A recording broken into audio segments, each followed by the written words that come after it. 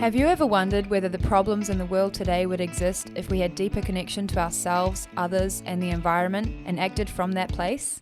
Welcome to the Conscious Action Podcast with your hosts Brian Berneman and Kayla Greenville, who believe that connection is the key to taking conscious action as individuals and creating a better world. We are here to raise awareness and inspire meaningful action by sharing stories, knowledge, and conversations with thought leaders and change makers. From sustainability to well-being and everything related to conscious living, our mission is to empower you to be the change that you want to see in the world. Welcome, Kate. Thanks for having me here. Kate Hall, aka Ethically Kate. Mm-hmm. What do you think you're more known by? Hopefully Kate Hall. I'm just Kate at the end of the day. I find that when I'm talking about you, I will often call you Ethically Kate. So then people know who you're talking about. Yeah, I think that just Kate. Most of the time I just say Kate, Ethically Kate. Yeah. And it's like, it's cool, but it's just, good. for reference. It's a nice way to be defined. Yeah, it could be like, totally. oh, Kate, the one with the red hair or the one with the big feet or, Exactly. Ethically Kate Ethically is a very Kate. nice Yeah. definition. I remember when I made that name up, brand name with Tim at I think it was at a petrol station thing. We were on a road trip, and I remember that exact moment. We were like, oh, that makes sense. Yeah. Cool. Very Thank you. all-encompassing. Yeah. Thank you very much for being here and for being on the podcast and not only the podcast, everything that you've been involved with conscious action, and it's been lovely to share this journey with you and to be able to have so much stuff in common, even though we come from different places and different backgrounds and different message in a sense, but quite similar as well. Yeah, so. totally. Yeah, Kate's actually the only person that we have defined or given the title of a Conscious Action Ambassador. It is an honour. The one and only. And for those of you who haven't been to, all of our events, which is most of you, Kate has featured in maybe 2 or 3, probably by now. I've been to more than that. I can't remember if I'm sitting there because it's such I love the conversations we have at your events. So sometimes I can't remember if I was actually there to talk or actually just in the crowd talking. Yeah, talking anyway. Yeah. Yeah, we love that. We love that about our events. It's one of our favourite kind of attributes. Yeah. Same. It Cool. takes a good event for people to feel like they can speak up. So it's a tribute to you guys. Thank you. So we're going to start, even though we've been talking now for a few minutes, we're going to start, as we're going to do with every podcast, with one question, and that is, what's your one unconscious action, quote unquote, that you can't believe that you did, and how much have you learned or changed since then? Okay, so I have a picture that was taken 3 years ago. So only 3 years ago. This is a long time, but a small time in the scheme of life. Of me on honeymoon with 4 straws coming out of a cocktail thing. And I have that because there's a picture, there's 2 other people who had met on a honeymoon in the picture. And I have that actually in my house up on the wall because it's it's a conversation starter, but it's also reminds me, that's just one unconscious action that I know often when you're traveling and you're overseas, plastic is harder to avoid than different places. New Zealand is relatively easy from my experience, but it's just kind of a big symbol, I think, to be I literally, in my mind, I wasn't even I asked for no straw and they gave me a straw. I was it was not actually in my mind about what I was doing. And even though I've composted my whole life and was buying second hand and ethically made clothes and stuff at the time, I was just having a drink. Yeah, cool. Nice memory. And now that you just mentioned a little bit about you've been composting and things like that, can you tell us all, for the ones that don't know anything about you, a little bit about where you're from and how you grew up and what led you into this life?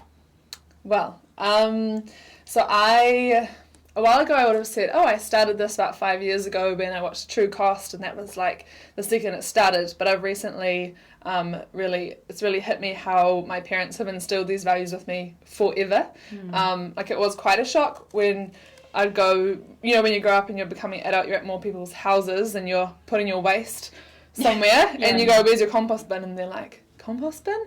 Like, does not everyone have one? So different things like that. I think the values of looking after people, your local community, your global community, and being quite thrifty with your resources, like using the tea bag twice to get the most tea, you know, have always been instilled in me from day dot. Apparently, I wore reusable nappies. Nice. So I was like, you would have been an early find myself. adopter. Yeah. My parents would have been. Obviously, Yeah. I didn't make that decision, but Happy they did. happy.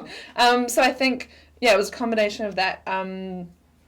I for 2 years, when I was about 9 and 10, I lived in Mongolia for 2 years, and so I think when you're like removed from your comfy, cushiony life in New Zealand, and you're taken out there, like it's obviously an environmental thing. You like see waste in different ways because they have different waste systems, and it's something that you just have to process and think about. But you, I don't know, you connect with a culture in another way. You have different values around how they respect and interact with the planet and environment. And I think, that plus just seeing the people and wanting to look after them, because it's the opposite to New Zealand. Like we'd have street kids knocking on our door every day asking for different things. So you're, exposed to quite a lot, and you have to make quite a lot of decisions about the world at a young age. So I think that was quite, like, probably more impacting on what I'm doing today than I ever thought. But it was nearly 5 years ago, that I watched The True Cost, and I was like, okay, I love fashion. Like, I love clothes so much and expressing myself in that way. But I just can't contribute to that bullshit. Like, I can't, so that was kind of the instigator to all of this. And then I just started, making more conscious decisions, and the reason I share about it now is because I'm a talker and an extroverter and a communicator, and I just felt really, like I wasn't doing justice to, like, my friends and family and people if I wasn't telling them about these things, because you don't know if you're not told, like, it's, some people, sure, they choose to be ignorant and they know, but I just felt like, these people, if usually you want to do the right thing, so. Yeah, and especially now that you're in this space and you're knowing and learning for sure so much that it would be almost like cruel to keep it in, right? Because it would be counterproductive to the whole vision and mission anyway. Yeah, so. Well, when you watch people who, the most, like, sweet and pure, and, those people who just, like, light up the room, and they do an action, let's say, around their waist, around their consumption, that is totally the opposite to that, but it was just because that's what they've been taught, like, totally nothing to do with them. It's like, well, how can we, kindly just, I don't know, share this education knowledge together, and that's what, being, kind and inclusive about it is, what I'm all about. And there's something, like, for me, and this is just my belief, like, I believe that everyone is a nice person. I believe that everyone cares. Totally. We do care perhaps about different things in different degrees, but I believe that everyone actually is nice, pure-hearted people. And we just don't know better. And sometimes it's just, even if we know, as you said, it's hard. It's hard, and we can ignore, like, oh, I want to look that way, and I will keep on doing this, which is the most convenient thing. Like, it's one of the biggest things that I see nowadays, that people like you and what we are trying to do, we have that when we are talking with people, like, and it's not for everyone that I see. Like, sometimes people are, like, pointing fingers and, like, attacking, and I think some people need to hear it in that way, though. There's some people who agree, literally need a slap in the face, not literally, but they respond to different ways of being communicated to. Yeah, because there's some people who they really appreciate that directness, and they appreciate. I get asked a lot online about how do I deal with the people who are always so negative, because people, like, I have friends who won't have children because they're so scared. I have friends who they genuinely, like, the guilt, because they can't be perfect, and they know the guilt and the overwhelming reality, like, actually just paralyzes them from doing anything or enjoying life. I'm like, hold on a minute. Like, I totally get that. It doesn't mean that that's not my reality sometimes, but, like, you're on this earth for a very short time. Enjoy it, because why else? Like, why else? And just, like, try to do your best and share, kindness to everyone, because Yeah. I just don't think we can feel that sense of guilt and like utter heartbreak around reality, but we can't sit in it, or can't let that rob us of like a happy It feels life. like mental health is there's a lot of grey Definitely. areas, but when it gets to your mental health, it's black and white, right? Like sometimes you have to do what you have to do. Yeah. I mean, I'm deep in that as a new parent. It's very hard. Definitely. And even our friend Josephine Rawson, who's Zero Waste Josephine, as you are ethically Kate, really finding it so difficult because there's just so much involved, and you're so tired and so time poor. Definitely. And I think that guilt and that that paralyzing fear of I can't let anyone see me like this, or that it's just the lack of compassion for yourself and others. It's the paralyzed. If you're paralyzed, you can't do anything. Do you know what I mean? Like, you're so scared that you don't want to lift a finger. We need people who are like, right, I'm going to bulldoze through this issue and just try my damn best, you know? Like, if there's a problem, like if there was something happening here and I don't know, a pipe burst or something, no matter how dire it looks, right, you try to fix it. Yeah, of course. You know, because there's a chance that you can fix it, even if, you know, it kind of looks like it's at its end. So yeah, I think people need to take that perspective more, because it's just, we're all getting, I mean, in the work that I do, because obviously it takes more time to make your own food from scratch and all these things. It can take less time if you really, you know, implement it and do it right and are really strategic about it. But I realise that I'm quite privileged around, this is part of the work that I do. Yeah. So like, you have more time. It's in you know, it's an investment into it's in part of my work life as well as my life. Though I do a lot of other things. I suppose that's my downtime, is doing that stuff. But I realise that I don't have children, and I don't have like a 9-to-5 job that I have to go to. I work far more than a 9-to-5 job, but I realise it is difficult for people to always do the right thing. And even for me, I can know about plastic pollution wholeheartedly and still be like, I have to buy that thing in plastic at the supermarket because there's no other alternative, you know. Or medical world, or totally. You know, there's so many places, exactly. And especially now, I mean, with this coronavirus fear cloud among everything, Starbucks is not accepting reusable cups anymore, Same and with McDonald's and a bunch of other cafes, I'm sure, and you know, things like that, where that hygiene and sanitation kind of really comes into conflict with this whole way of life, and that's been always a challenge, but it's particularly hard right now. Yeah, and there is something that I find super interesting. So, looking back 100 years ago, life was so different. Like, a lot of the things that now are convenient, they didn't exist back then. And it's incredible for me to understand this. Like, in 100 years or so, the amount of change that we have embarked in the Western civilization, at least, the amount of plastic, the amount of single-use items, like how consumption has like skyrocketed. It's interesting because that wasn't the way before. So how did we get to the point where this is the normal and this is so convenient that most people are actually like trying to do it, and it's super hard? Like, that is a very interesting point for me. And the other one is that, and you mentioned it before, like this climate anxiety. Yes. I've been talking to so many people, and as you say, like, they're completely paralyzed. They don't know what to do. They are like, everything is like useless, and like if the world is ending. Yeah, and it's like, and I come from a place of like, you know, like, life is precious. Like, I'm alive. Like, I'm going to make the best out of my life.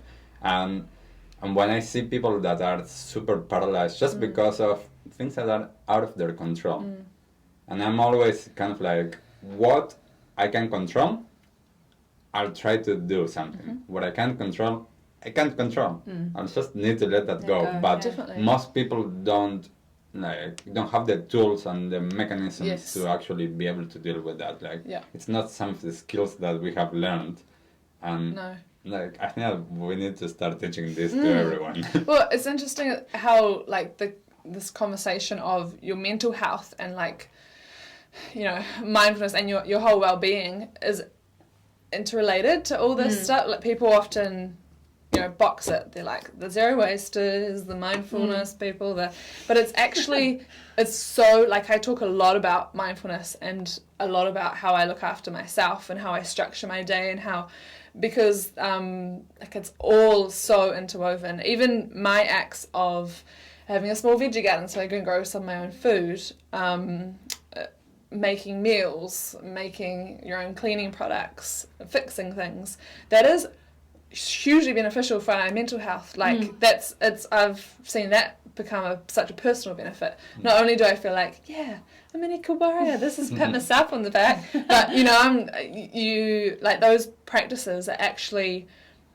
very like human, because you're just you're I think we've forgotten that it's so important to just look after your basic needs of feeding yourself, and we're so able to just grab stuff and live in this like fairy tale world of like meetings and that all this stuff, which is equally important, totally, but we talk about this like go on a retreat, go on a thing, which are all lovely things to do, but some people just need to, like, if you start doing this zero waste kind of ethos of living, it's awesome. It's like everyday mindfulness practices. And I think that like one of the things for me is always like slowing down is huge, because I mean a lot of the things that are zero waste or to reduce our footprint are things that actually require us to slow down. Definitely. And to stop and think about what you're doing rather than just, being on the And it's probably, by default, that is what we all need to be doing right now. Like the whole world has been go, go, go, go, go since like Industrial Revolution. We have been grow, grow, grow.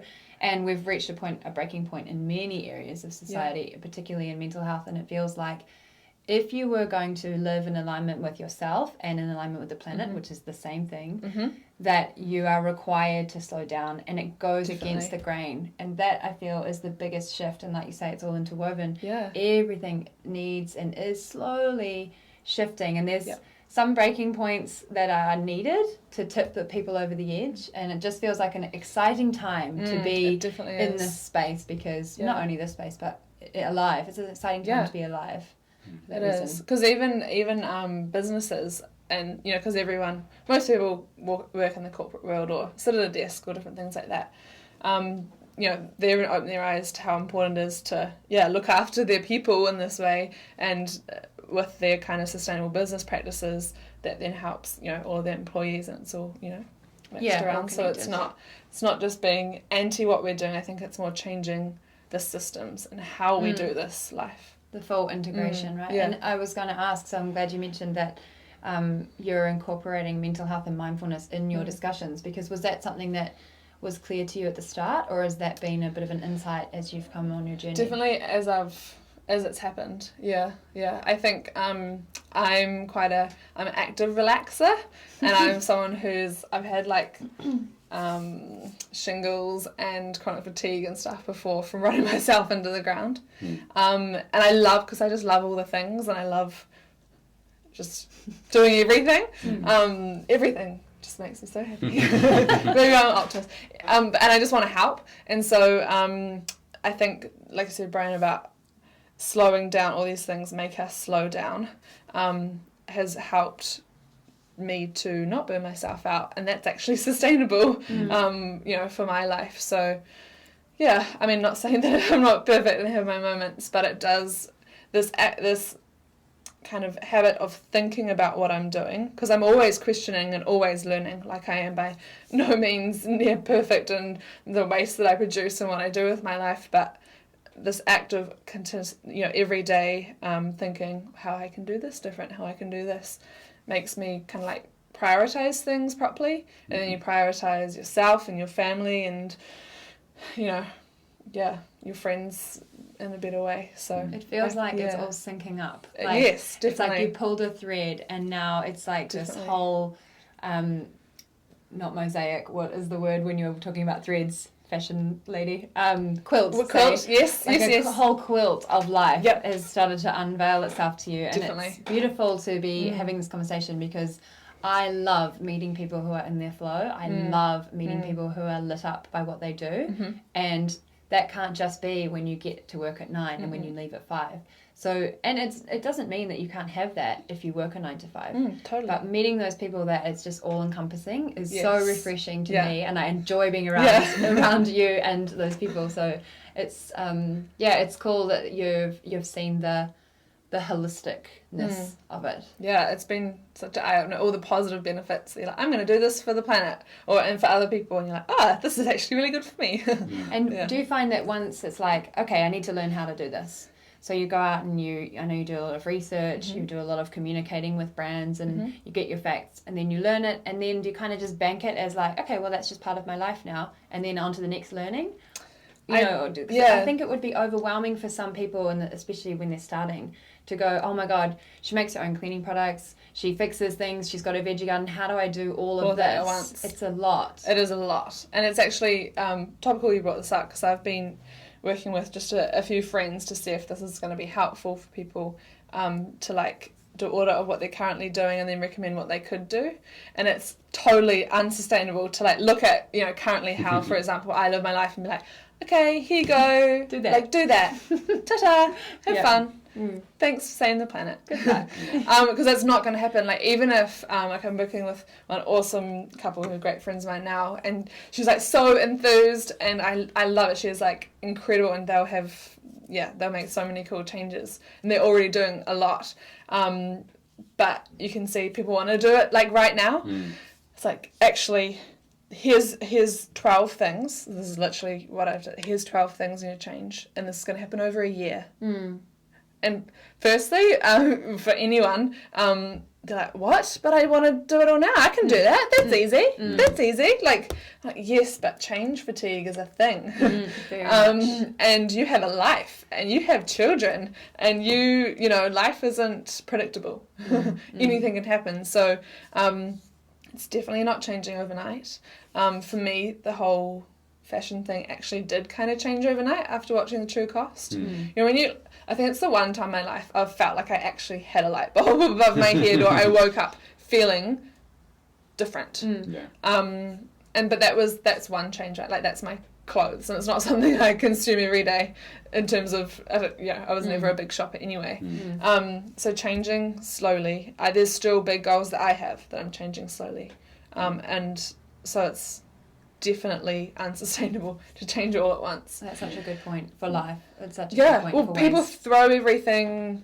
People also want to like go throw away their wardrobes and all of their chemical based cleaners, and just throw away their whole pantries and get all the just perfect jars, and then they go, oh Kate, this way of living is so expensive. Like, it's because you just like throw away all that you have.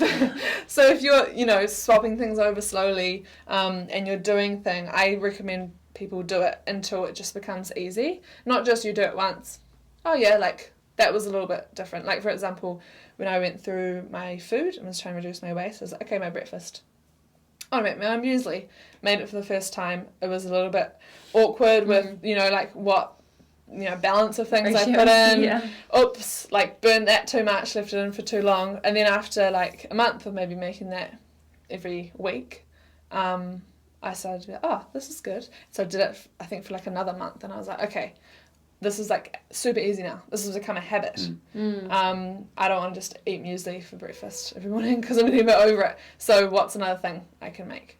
And so it's like, you have to make them actually become proper habits. I think acknowledging that patience to you, like, patience that is huge around this and that's space. not something that's easy for anyone. And change requires, I mean, where we've got to is like it's a chronic thing, right? It's happened over time. So where we want to go to is also going to happen over time. And I think part of the whole reason we're in this mess is because everyone wants change now. Totally. We want everything now, and including the good stuff. And it isn't sustainable. It just doesn't work. And so to be leading by example and really living with that patience, I think, is hugely it's hard. Inspirational. Sometimes I'm just like, I just want to do this. Or sometimes I'm like, oh, all of my odd jars and ice cream containers and random things look so ugly. Cannot Instagram them. So nice. And then I'm like, you know what? Nah, I'm not spending money on new jars everywhere. Yeah. I think that's also the evolution of Instagram, is that now people want to see authentic. They want to see authentic posts. They want to see your shitty jars. They want to see your old crappy they know now that the ones that look perfect cost like hundreds of dollars just for the receptacles that you're putting. But you also create a lot of waste by doing that. Totally. Just threw even manufacturing something new. Exactly. It will probably come to your house and pay. Yeah. Anyway. Like I've noticed, like actually one of the biggest things that I've been going through for the last 3-4 years has been my clothes. Yeah. Like I'm like, this doesn't reflect who I am. Yes, right. You're like, so great at this. Like I have the same like clothes, and we can look through my photos. Like I've been wearing the same things for the last 15 years. So good. But it's not me. Like and like you know, and all of the branding that it has, and I'm like, gotcha. And I'm like, you know, I'm not going to get anything new because this still works. And some of them have a few holes, and like sometimes I fix them, sometimes I don't. But it's like, what speaks more? And this is an interesting thing. Yeah. What do people see when they see me? Yeah. Do they see? And I mean, I can't do anything about what people like actually think, but a lot of people will think like, oh, Brian, like he's talking about conscious action and he has that like t-shirt, like those shoes, like that's not vegan, that's not like, that's plastic, like whatever. And like, I understand that, and I understand the showing, but also like if I get the new one, even though it might be from an ethical, sustainable clothing line, like it's still something new. And I still have a perfectly good piece of clothing, and I find that like for me it's like I actually, my values, like this means way more. Like I'm not buying anything new. I've been wearing the same thing for many years, and at some point I'm sure that I will make a bigger transition and be like, okay, like yes, now I want something different. But it's such an interesting thing, and I think that this our mindset is huge. Like I know that for me, like almost everything that I do comes from the place that I understand myself, and I have done a lot of work with myself, and I do have that patience, and I do have like resilience, and to be able to work with all of that. So when I'm ready, I make the change, and I go slowly, and I think that this is huge for people that. And they're like, what do I do? Like, I have all of these charts, and they are ugly, and it's like, and people are going to judge me if I take them to the refillery, like. But it's a very real feeling, because you're in, a judgment, humans are judgmental, right? It's very much an ego point, isn't Definitely. it? And you have all these ideas, subconscious or not, that are like, I can't be seen with this brand, or I can't, you know, have things, So it's definitely, everything is linked to everything. Because it's not, you're not just like, hey, like I can't just be like, something, buy a plastic-free pantry, swap your bamboo toothbrush. It's like, I'm questioning the very actions that make you. You know, like I'm questioning and telling you to change these innate things, like how you put clothes on yourself. You know, like that's really personal. And then people like comment on that. You have to be so set. Like, Brian, you're a great example. And also, Kate, I loved your posts around Fashion Week, how you repurposed the same, it was a dress, wasn't it? And both of you are those examples of caring more about your values than your appearance. Putting values ahead of ego. Oh, you did look good. You did look good. But that's not what I mean. I mean, like, no, I know exactly what other people would think. 100%. Because like everyone's t-shirts. You know, that like, fuck it, I don't care what anyone thinks of my t-shirt. I know that I'm acting within my values, and that confidence in yourself is a rare trait. Well, I think, like you said, Brian, it's like what are people going to comment on, or people going to perceive you as? And for example, Fashion Week, wearing the same dress, some people had like 3 outfit changes a day. And everyone's watching what you're wearing, right? Like, I mean, is everyone watching? Everyone's probably caring about what other people are thinking about what they're wearing. But, like, for me, it wasn't actually even much of a big decision. I was like, oh, the theme's sustainability. I'm going to be... Like, like I have clothes that I could wear, but I'm going to wear this dress and style it in different ways. And it was crazy how much people were like, whoa, that's insane. I'm like, a dress is made to not just be a disposable skin that you see once online. But I do think, even going back to, I've been caught up sometimes wanting to just use what I have, and I've actually lost myself in it because I haven't. For example, if I had stopped and just been, I'm just going to wear the clothes I have, or I'm thinking back to like I built a standing desk with just things I found around the home, and it actually made me not want to go into my workroom and actually physically be in pain from standing 24/7, because standing 24/7 isn't better than sitting, like if you're in the same space, you know.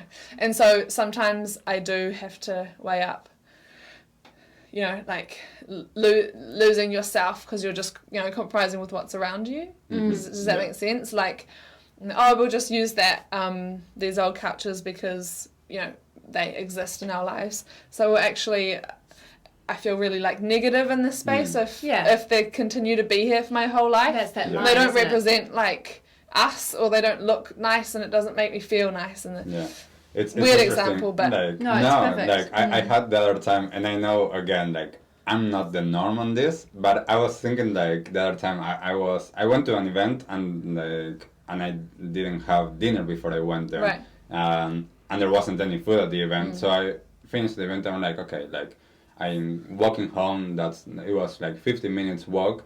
So I'm like, cool, I'm going to go past somewhere and get something. And I started going past all of these different places. I'm like, plastic, not vegan, plastic, not vegan. Yeah. And I got home and it was like super late. I'm like, okay, I'm just not going to eat. Yeah. And I'm okay because I fast a lot. Sure. So I was okay with that. And then I was thinking like, how many people would actually choose that? Like not eating.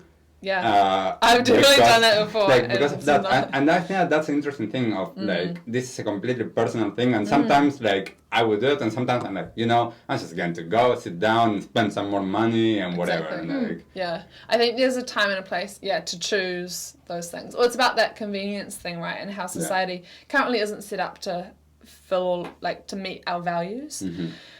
These particular values that we're talking about. But it is sometimes you have to choose, like, I went to a wedding in India. You have to choose if you're going to be there for one of your good friends' big day and fly, or like, not. Fly. Yeah. And B, they had no water source at the place for 8 days out of like the 2 weeks or whatever we were there. And so you're like, okay, so do I not drink water? Exactly. For that 8 days of dehydration. Or try to, so I had my Steri pen, which sterilizes the water, for part of the trip, and they were all like, wow, it's like wizardry. It was really cool, like showing everyone the light thing that goes. Nice. But you know, there's different moments like that where even though every inch of your body is like, I mean, that's actually, like, me using bottled water for 8 days is not the end of the world compared to the impact someone else can have, you know, like... And also the impact of healthy humans, mentally and physically. Totally. And the vibe that they put out to the world is so important, especially for the change. Even, like, I had a similar example yesterday. I was very overwhelmed with mother stuff and the solids food and, like, having to... time between naps and getting outside and giving him these different environments, and I finally got everything lined up to leave, and I realized I didn't have any food for him, and I was like, oh my god. So then I went back inside and boiled some kumara and put it in my little container. By the time I got out, I had like basically got to the playground, had to turn around and come home for his next nap. I called my sister basically in tears, like, oh, I can't do this, and she's like, Kayla, go and buy some of those jars, go and buy some of those plastic pouches if you have to. I know it's not good for the environment, but, like, if you're going to go insane, like, if you're going to have a mental breakdown, it is, like, in the scheme of things, that is a tiny thing. And, like, yes, the jars are much better than the plastic, so that's an easy decision. But I didn't even want to use those, you know? Yeah, but it's, like, what is more important? And what kind of mother am I being? What kind of vibe am I putting out to the other mums in the playground, to the people? You know, everything about that decision is wrong. To be a shitty human, stressed out, it's not good for my cells, it's not good for anything. I always say to people, when, like, the problem isn't you putting those jars in the cycling, let's say. The problem is if you didn't think about it as you put it in. Do you know what I mean? Yeah, like, that's a good point. Like, the problem doesn't lie in those things happening from conscious people. It's the second that we don't think about it as we do it. That's the scary thing. Like, that's the issue. Yeah. Yes. And so it's not. Do you know what I That's a mean? great Like, point. The unconscious polluting of the definitely. planet. And it's interesting, like, and you mentioned the flying. Like, it's one of the things that with a lot of people that, like, they say, like, oh, you're vegan, you're zero waste, this, that, and it's like, I'm like, I fly.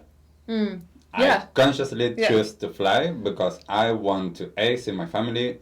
I feel like traveling around the world is one of the biggest ways that I can grow and that I can educate myself and learn different perspectives. And as you say, like, some places, like, there's no, like, water that you can drink, like, in New Zealand. Like, you need to get the plastic. Okay, now my actions are different. If I see people like, oh, like all of these other places in the Pacific Islands or in somewhere in Asia, like, it's a completely different way of living, completely different economy, and sometimes there are things that we can learn, and sometimes like, oh wow, like, I can actually really appreciate that we have this here. Yeah, I saw a quote and I'm trying to remember it, but the guy that invented the light bulb, Edison, is like something. Oh, was it the light bulb? The thousand ways. He used a candlelight to invent the light bulb. Ah, It was something like, for I saw example, that, yes. The person that invented the light bulb was using like a candle. The person that invented the solar panels was using like petrol, like 100%, all of that, to go around to meetings. The person who invents the first, there are EV planes like coming into action. Wow. But the person who first invented that, I'm sure had many really crucial meetings and like poignant moments with people because he flew on a regular plane. And so it's kind of like, I don't know, that really hit me when I read that. Yeah, and there was another one less profound that I think I even saw on your account as well, of like the the vegan who that's it. Whatever, the same version of like the zero waster who doesn't use a bike and I wrote a thing one day when I was literally sitting down and trying to think of someone in my life who is perfect. Like from everyone. Yeah. And so I'm like, okay, so who's blah, blah, and I was like, listen, oh no, but they like fly every year to go visit and then I was like, oh my gosh. That's a great epiphany. No one. Like there is no one on my list. Exactly why we start this podcast with the unconscious action question, because it's like not taking you down, taking everyone down to realize that no one is perfect. The fact that we're even alive means we have a footprint, and we say we have a footprint, and what we do with it is up to us. And that's why you mentioned like the conscious decision to throw something out. It's okay. It's better than an unconscious decision. Yeah, it's the unconscious decisions that are the big problem. Yeah, because it's not the people like Often I feel like sometimes I'm just kind of preaching to the choir type thing. I really don't want to. I want to talk to the person and have a conversation with the person who is just thrown away and literally it's not crossed their mind because it's what they've always done. Because like that's the people who are continuing to just not even reduce their impact by a little bit. Or, those are the companies who aren't having, who aren't thinking they're the ones that we need to reach, because the others, like the second someone thinks, oh, this coffee cup is single use, I should use a reusable one, that's usually like just a gateway to everything else. So like they will go on their own journey because that's just what happens with humans. But it just, exactly that. So it's kind of like, that's not the problem. And we need to stop like, oh, but I was there a waste and then someone gave me a piece of plastic and it ruined my life. Like this, it needs to not be this, super perfect drastic. thing. Yeah, like it's and I think that it's like this place of compassion and kindness for ourselves as well as for others. Like I can't judge anyone because I'm not perfect. Same with every yeah, exactly. So we should all think like you. If everyone like understood that and had more like awareness of like, oh, I am not perfect. I can't point a finger. I just can have a conversation. I can say like, hey, did you know about this? Like, for example, like I was vegetarian and I was having a conversation with someone and they said like, oh, did you know that this happened? I'm like, no, I didn't. And in that moment, like, I was like, I'm not actually vegetarian, I'm vegan. Yeah. Like, and I just changed my like lifestyle accordingly to that. Like, Yes. as it was for you, like in Yeah. with the true cost. Like for me, like that one was kind of like similar. I was like, Yes. oh wow, I didn't know that was Yeah. happening. Yeah. And like what I actually care about and what my values align with actually is with that. And I'm like, okay, like now I need to actually see how do I do that. Like it's like I can't remember if it was you, like when I started like trying to find like some food and I was like, oh, I want some like something Oreos. sweet, some Oreos. I'm like, oh no, Oreos come in like plastic packaging. What do I do? So I like ended up going to like the refillery and getting all of the ingredients and making it. I was like, okay, like instead of going and getting the Oreos now, I just chose to go and buy all of the ingredients and mix them and cook them and it's like, but that time I didn't really like felt like the Oreos anymore, but it was like, okay, I'm gonna follow this through. I must do this. Yeah. But you also weighed up, is this going to affect my mental health to make the Oreos? No, I think I'll enjoy making the Oreos. Yeah. So I'm going to make That's the good. Oreos. Yeah. Definitely. Not always everyone's going to make the Oreos. That's okay. Do you have any advice, Kate, for... I mean, I bet you get this question a lot. Say there's an eco-warrior in a family of non-eco-warriors. How can they compassionately initiate the thread pulling for their family or friends? It definitely depends on the situation. One thing, because I do get asked that question a lot, I would just start I can't remember who said it, but doing what you can, so having control of the things that you can, and also putting your hand up to help with, because we're talking about, like your household, how your household works. So putting your hand up to, which may inconvenience yourself and your time, but to take control over more of those things. So if you start by, just don't keep talking about it, because the more resistance is going to be pushed back. Because you'll find if you just do the actions, then people, at dinner table, they're like, oh, I saw you did that, and they're, inquisitive, and it starts conversation. Again, obviously it depends on the family. Maybe they're just like super open and they just, they like to talk about these things all the time and they won't box you in your little eco corner. But just doing the do. So, for example, my husband Tim and I live in a home with 2 flatmates. And it's things like that. We could have run our house in many different ways as a flat, but I said I can buy all of the shared amenities, so salt, pepper, toilet paper, tomato sauce, cleaning products, all that type of stuff. I'll buy all of that. Like, obviously we all share the payment of all those things, but I will be the person who goes to the Bulkman store and get all that, or wherever I choose to.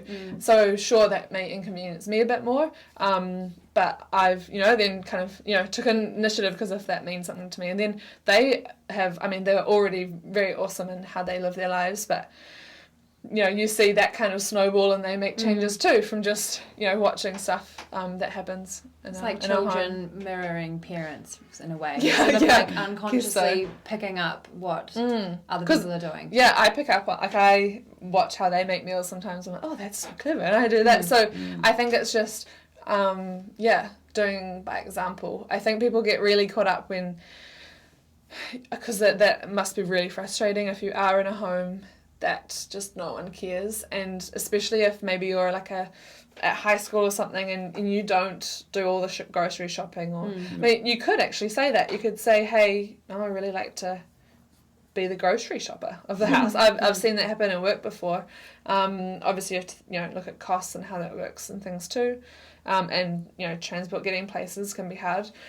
But I think just stepping up, taking initiative, asking if you can take on more responsibility in the home, or if people are open to the conversation to do things together. So, even leaving non-aggressive notes saying, hey, why didn't you have a 2-minute shower instead of a 10-minute one today? Or, like little things, I mean, that can, again, depending on your family, that may be super inappropriate and so pushy, but I think, the little things is what makes everyone kind of come together. And I think that, as you said, like, perhaps, like, if you're not the one that goes and buys, like, say, like, to your mom or housemate or whoever it is that actually goes and buys that. It's like, hey, instead of like that soap, can you buy that one? If it's similar price and everyone agrees on that, it's like, that's not a big thing for the person buying it. Exactly. Whereas, and maybe like, doing that, like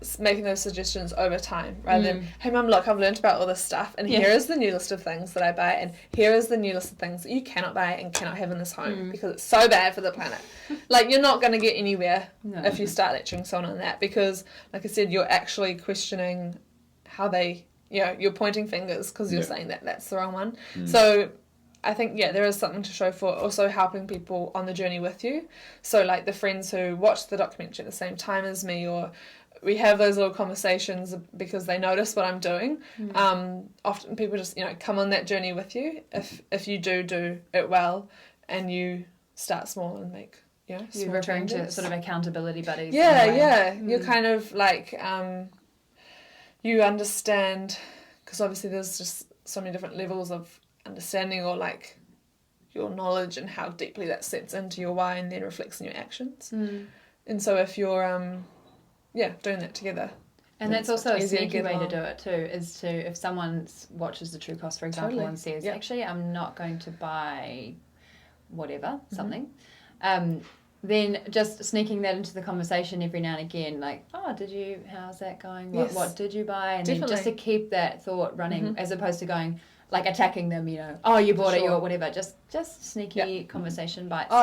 It's so surprising, like the amount of people say, I got this thing, or I'm doing this thing. Oh, that's great. And I think it's because they expect, like, when you're the eco-warrior of your home or of your friendship circle, they expect you to go, that's great. And also, I noticed that straw in your drink and it was blah blah blah, and a big, like a big rant about it. I think people expect that, and sometimes they're fishing for it because that's what humans do too. Like, that's, people like to poke your buttons. And so if you're just always kind about it and you're always just like lovingly, I don't know, really raising them up around the good things that they are doing, that's just, that's just part of being a supportive person to your peers. But I think it's so much better than like just shouting it down. And I mean, there's a time and a place, because sometimes there have been situations that when you speak up, and even if it's your closest of friends, it can be upsetting situations, which I've definitely had. I shared about it online publicly, so it's but once there was a moment where I questioned what two of my friends were doing right there and then, and it was a little bit emotional because they knew the facts of what was happening, and I had just, because they were my closest of friends, so I was like, I couldn't, the gist, so here's and that can be awkward, but if it's said in love, I think the emotion only comes from being like, right, and then you're holding each other accountable when you're in space. And you're getting into like bigger territory now of just authentic communication. People saying no, or putting boundaries up, or questioning things, but from a place of love, not a place of fuck you. Exactly. And I think probably that's why it does depend on the family. If someone asks that question, Kayla, around how you can help them, is that if you have a good relationship with your family, if you maybe work on that first, they're going to be more likely, to listen and to understand that when you do come to them with some facts about something that then they should change, they're going to know that you're saying this in love, rather than you're just trying to be a dick. Very quick to be defensive, so you just don't want to invite any of that. I have another question that's similar, because one thing that really grinds my gears is when I walk down the street, particularly in the city, but anywhere, and I have been known to lift a few lids on people's recycling bins. Yes. But the ones in the city really annoy me, because I see them, they're open because they're so full, and people treat them obviously like rubbish bins as they walk past, and they are full of non-recyclables. So it almost, like, I imagine that when that gets to the station, that whole bin is just thrown in the landfill. No one has time to sort through everything. So it's like contaminated waste, off it goes. So what do you do to stay positive because in your family and friends, like we've just talked about, you can lead by example and you can have conversations. But when it's something like that, it's not like you can go knock on the door of that business or proclaim loudly from your soapbox to all the people walking Yes. past that bin. Yeah. How do you Don't do walk that. past that bin and not feel, it can feel disempowering for me Yeah, and for sure. like a setback. But Yes. I try not to. I don't want to feel like that. So Yeah. do you have any Yeah. tips for people who might feel disempowered? Disempowered by what others do. Mm. I think it goes back to that focusing on your own circle thing, because you can't change that person's, recycling. Even if you did walk up to their house or said something, like that's really probably not going to be helpful. Exactly. So I mean, you could email the Auckland Council and be like, hey, I've noticed that, because they will read it. Like, they're here for the people. Right. You could say, I've noticed there's people aren't recycling very well. Imagine if a whole lot of emails, came in at once about that. If we actually understood our power, because then they may be like, oh, we're thinking about doing a campaign to, update people on the recycling thing. So that can also, even if, let's say, it didn't get seen or that can really help, you feel like you actually have done something about it, because it's hard to feel powerless when you look at that bin. But focusing on what you can change. So if you do have a friend who you know is not good at recycling or something like that, like I said, like kindly open up a conversation, or showing them about, oh, I've just learned some stuff about recycling, like this is so cool. Like if you upskill yourself and it's something that you can show and get excited about with them. What about if I made a pretend fine book and put my bank account on it? I'm just kidding. I imagine, like, as a child, I imagine doing that on the beach. People who threw their cigarette butts, going around and doing these fake fines and then getting some pocket money. That was like my entrepreneurial That's great. Badass I mean, it's a fallback for you. I wanted to know, going a little bit into back into the true cost and fashion, what were the things that for you touched you from watching that and just now in general, now that you know way more?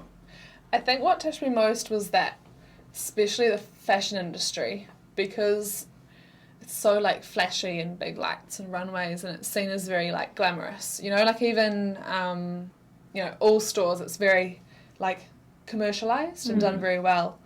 I think what struck me most, and even continues to strike me to this day, because I see even on runways, it's so flashy and you're like, someone just was sitting in a workroom who made this. Like, that was the start of it. Was not very, no bright lights, Not glamorous. I think what struck me was that comparison, how that's what we see at surface level, and it's beautiful and it's so inviting, and you just, it's really sold like that. And for that, like, devastation, like, socially, for people to be abused and used, for that to happen, particularly for us in the Western world, to enjoy it, I was like, that is just something I want to be far, far, far from. I think, in particular, I think going back to how I lived in Mongolia, it's like, it's easy when you're over here to think of yourself very different to the sweatshop factory workers. Like, because if you've not been there, or how the media portrays them, it can feel like you're very disconnected from them. Yeah. Not that I visited factories in Mongolia, but it's kind of like, as soon as you leave, I think, your home, you just realise that we are all the same. And so I think that was what really hit me, was that, wow, like that, like these are just people genuinely just like me who are being exploited for this, which is beauty, and we think things are beautiful. And I think that comparison, when you can look at like such a beautiful dress, oh, that's amazing, everyone's gonna love it, and at a party everyone gets compliments. I just think that's so ridiculously wrong, how that was like made. Like, it's just so twisted. If you could go into, like, transport yourself to where the maker of that garment was and what they were wearing at the time or doing at the time, they're probably not at a party. Yes, imagine not wearing anything that they made. Exactly. Imagine if there was like a picture, or even if the person who made it was standing right beside it, like say at the warehouse or something. And that's what's sad. People wouldn't buy it. They are quite, also the makers are quite ignorant is not the word. They're not aware of how we treat what they make. They put so much love into it, it seems, and like they think they're doing this great thing, and then we just trash it on the other side. And imagine your work, the work of your own hands. Well, for a lot of the sweatshop factories, though, in in the factories, they don't actually even get to feel that craftsmanship though, because they're doing, like, they just have to sew buttons on one each button garment. yeah. Like A production line. yes, exactly. So you're right in the sense of, for some of the boutiques who they make something, you know, the smaller spaces, but often they don't even, that was it for me too. I studied business psychology, and so I'm very passionate about people working happily and sustainably in the workplace. When I say sustainably, in terms of, you know, they're happy and filled enough that they're able to, you know, keep doing their work, and they're not even getting that, like, there's no fulfillment, there's no, oh, I've done a good day's work and I can feed my family. It's like, that's just, there's not even basic, you know, toilet breaks or like having a snack. And what about that argument that, you know, because the argument on the true cost, and you see it in a lot of places, particularly around the idea of minimum wage, the idea of like, well, if I didn't provide that job, they'd be worse off. Yes. Or, you know, well, we don't need a minimum wage because if someone's willing to do it for $3 an hour, then they should be able to. What do you think of that argument? Yeah, that's one that come up a lot. I wrote a thing a while back for a platform called Ethical Made Easy, which is kind of like go-to for ethical fashion. So I'm trying to remember the exact point because it's so complex. Yes. Basically, that is kind of a good excuse in some situations, in terms of, sure, they could be working in the sex industry, they could Not be working at all. But and so then people say, so I'm going to continue buying fast fashion because I'm going to support these people. Oh my god, yeah. But if we drive demand and change these companies, they're going to not employ them. They're going to employ them in a better way, often, is the case. I realise, I also think we should reduce how much we consume. And to be honest, there might need to be a lot of hurt for change to happen, in terms of if people become, you know, I don't know, it's just so complex, and I'm not there to know enough about the nitty-gritty behind the scenes, so I'm not going to claim myself as an expert to this question. But we can't think like that. We have to push back. We have to push back and boycott. Then we show that we want them to be, you know, we want treated fairly, them to be treated like fairly. us, right? Yeah. Like realizing they're the same. Totally. And same with the minimum wage thing. It's like that. All of those arguments just make me understand that people saying those points back don't see them like themselves. As equal. Yeah. They And I like think just and like I think the fair trade, it's such an important understanding to have, because that is like literally what you're saying is like it's less, but making sure that the people that are actually like doing the work and making it happen actually are being taken care of. Definitely. And it's not like, oh, we're going to buy less, so like sorry, like we can't employ you anymore. Definitely. And as you say, I'm sure that will happen. Like for any big change to happen, Totally. there's going to be some disruption, pains and of Yeah. evolution. And there'll be things that happen that we didn't even expect because we don't, you know it well enough. But there are, like, you know, there's genuinely, say someone they manufacture their clothes in Southeast Asia somewhere, and then they realise that all their customers are saying, we want better, we want to know, you know, we want you to have these certifications and stuff. They can push back and translate that, you know, back to their manufacturer, and there can, you know, be some change that happens there. It's got into this mess because we've driven the price down so much. That's driven the price down there. So if we are prepared, we're prepared to pay the true cost of fashion, and we're prepared, point, isn't it? exactly. Then And it's not just fashion. It's the true cost of any item. Totally, yeah. And who is lobbying for the environment? You know, if everyone who was making something out of a natural resource needed to contribute back to that natural resource, and that cost was incorporated, we would have to consume less because we wouldn't be able to afford the things we buy. Yeah. And that, I think for me, like watching the true cost and realizing that in the title, and that the true cost of almost anything is not the true cost. We just pay the bare minimum, and everything is driven down. And if we had to, it could change everything about the way we consume. There's a statistic about how I think people in the Western world expect to spend 3% of their salary on their clothes. And it used to be something like 40%, or, because clothes are an expensive commodity. And so, that has like only changed in the last, several decades. That wasn't hundreds of years ago. Yeah. Okay, I think that it's time to get to the questions that we're asking everyone. So we're going to go for the first one. So, what's one resource that you could recommend to others? I mentioned Ethical Made Easy. It's a good resource, but a main one I'm loving recently is the Rubbish Trip and their guides to each city. I just loving that because I'm planning on going on tour in May, and that will be really, really helpful. They're a couple, aren't they? Yes, That travel around. Yeah, they're actually visiting up here next week, so they'll be staying with me from Sunday onwards. But reading through their guides about where you can get things with low or zero waste. So valuable because all the small towns in New Zealand, no one really has done that before. Yeah. And that's the work done for you, right? Yeah, cool. Okay, what is your one go-to tip? And we're just talking day to day. Okay. Easy thing. My one go-to tip is to think before you do something. Nice. I know that's not like a user this product, but if you think before you do it, often you either don't need to do it. Like for example, buying something, or if someone says, hey, you want this free thing that I'm giving out in the street, then you think before you do it. I just think people are just too do it and subconscious. So I think when you think before you do it, all of your eco actions and stuff just flow.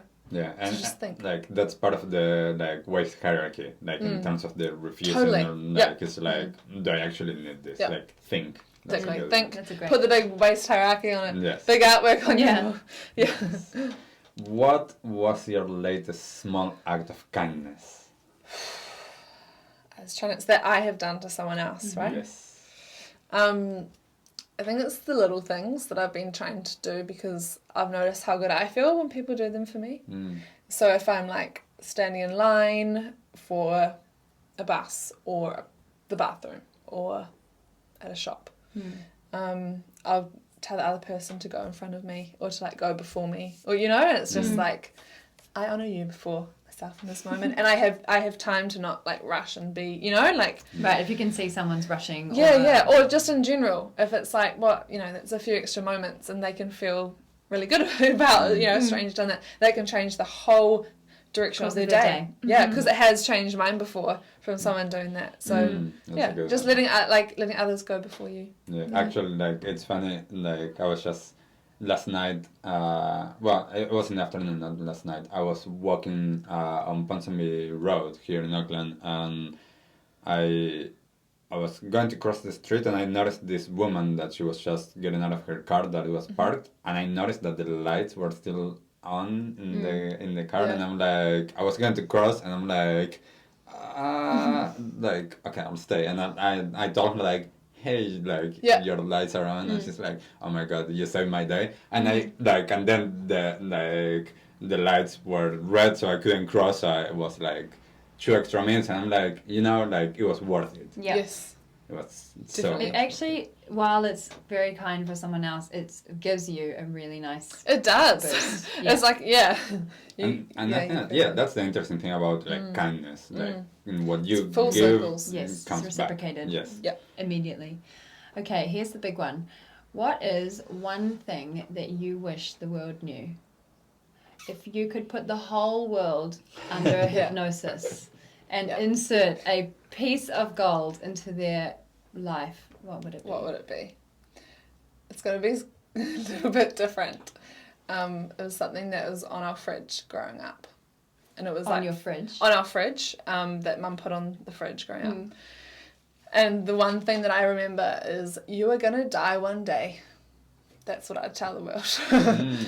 Because like you're going to die one day. You're here for a very short amount of time. Your life doesn't actually matter too much in terms of like things. I know that's the opposite to what we've been talking about, but you are so like just what do you have to lose? Like, Yeah. so what if someone judges that about you or whatever? Like, you're gonna die one day, so live like you understand that. That's Yeah. beautiful. Very philosophical. I like it. Very Yeah. spiritual. And on the flip side of that, the same thing that you mentioned for me is like, I'm going to die. Like, actually, like, I need to live my life. Exactly. Yeah. I have a means- little. Sorry, you go. I was gonna say I have a little it's called when a business has a slogan Yeah. type thing. It's like, we're here to live, so let's live it fully. Yeah. You know, like, Which means, I was gonna Exactly. say, like, you recycle the recycle the jar definitely. and eat the Oreos if you really need to.